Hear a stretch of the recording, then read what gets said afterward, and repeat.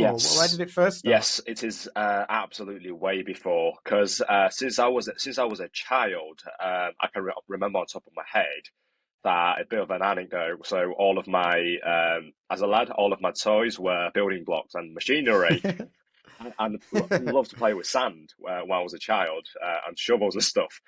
And obviously, I'm originally from China, and my hometown is a really big developing city in the northeast.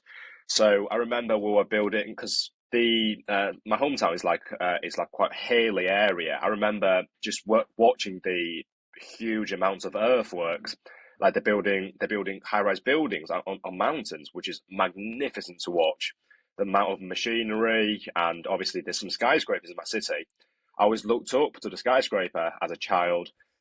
How can they build that high? How can concrete, steel go up that high?